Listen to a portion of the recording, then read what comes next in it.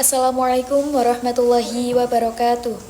Yang terhormat Bapak Imam Prayogo Pujiyono MKom selaku dosen pengampu mata kuliah Teknologi Pendidikan serta teman-teman TBIB yang saya banggakan. Perkenalkan, kami dari kelompok 8. Pada kesempatan kali ini kami akan mempresentasikan materi dengan judul Konsep Managing Teknologi Pendidikan dan Penerapannya. Sebelumnya izinkan saya memperkenalkan anggota kelompok kami. Saya Nadia Larasati dengan NIM 77 sebagai moderator. Kemudian ada Rutli Abid Ihsani dengan NIM 81 sebagai pemateri 3. Ani Muswiroh dengan NIM 88 sebagai pemateri pertama dan Ika Najwa Natliana dengan NIM 94 sebagai pemateri 2. Baik, untuk memulai saya akan membacakan pendahuluan terlebih dahulu. Integrasi teknologi dalam proses pendidikan abad ke-21 bukan lagi merupakan pilihan, melainkan telah menjadi keharusan strategis.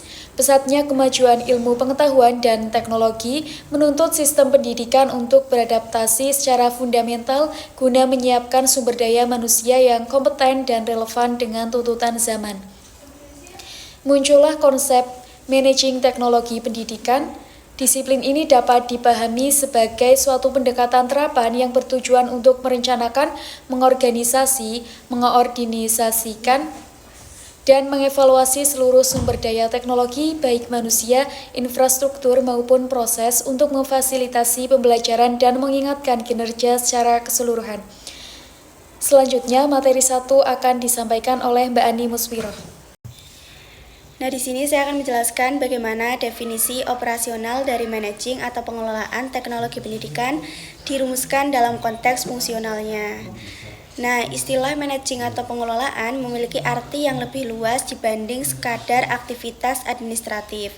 Managing dipahami sebagai serangkaian proses manajerial yang mencakup kegiatan merencanakan, mengatur, mengevaluasi, mengontrol, dan menjamin kualitas aktivitas pembelajaran menurut Mundir 2022. Dengan kata lain, pengelolaan dalam teknologi pendidikan tidak hanya berorientasi pada pemanfaatan alat atau media, tetapi lebih kepada bagaimana seluruh sumber daya yang tersedia dapat diorganisasi secara efektif dan efisien untuk menunjang tercapainya tujuan pembelajaran. Nah, berdasarkan definisi tersebut, dapat dipahami bahwa managing dalam teknologi pendidikan tidak sebatas pada aspek teknis, melainkan meliputi strategi menyeluruh yang mengatur jalannya proses pembelajaran, mulai dari input, proses, hingga output.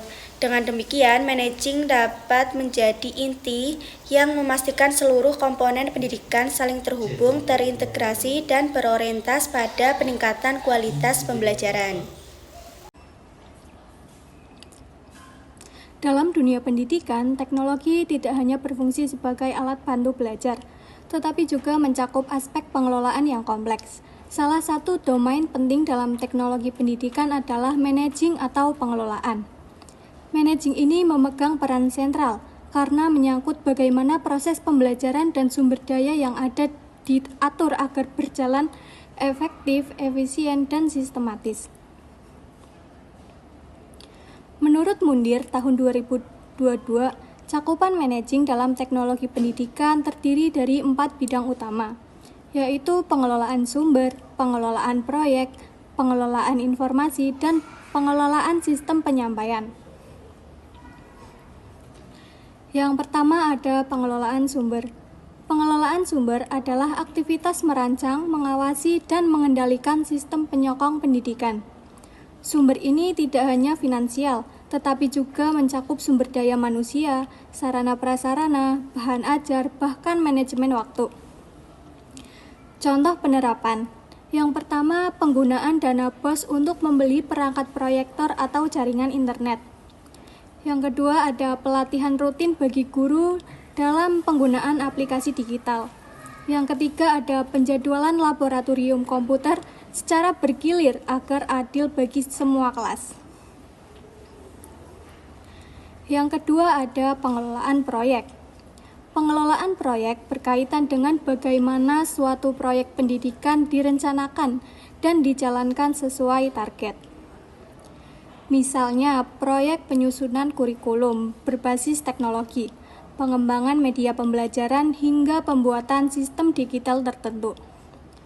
Contoh penerapannya yang pertama, pembuatan learning management system di sekolah. Yang kedua ada pengembangan e-book interaktif untuk mata pelajaran.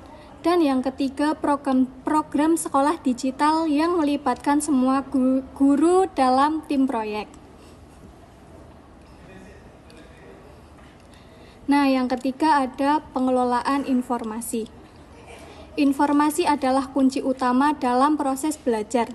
Oleh karena itu, dibutuhkan sistem pengelolaan informasi yang baik, mulai dari perencanaan, penyampaian, pemindahan, hingga pemrosesan data. Contoh penerapannya, yang pertama, sekolah menggunakan sistem informasi manajemen untuk data nilai, absensi, dan rapot siswa.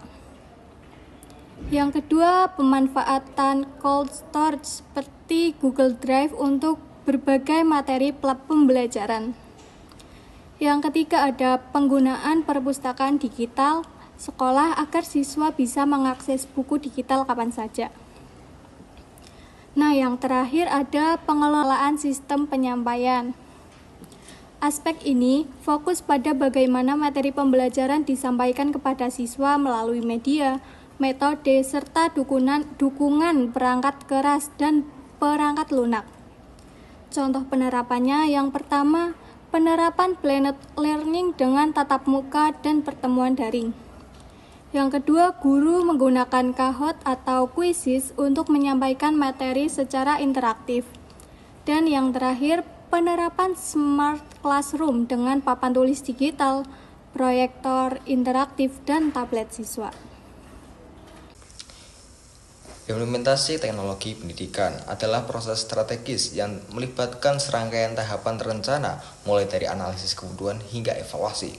Keberhasilan implementasi tidak terjadi secara kebetulan, melainkan dipengaruhi oleh berbagai faktor kunci yang harus dikelola dengan baik. Yang pertama yaitu infrastruktur dan akses.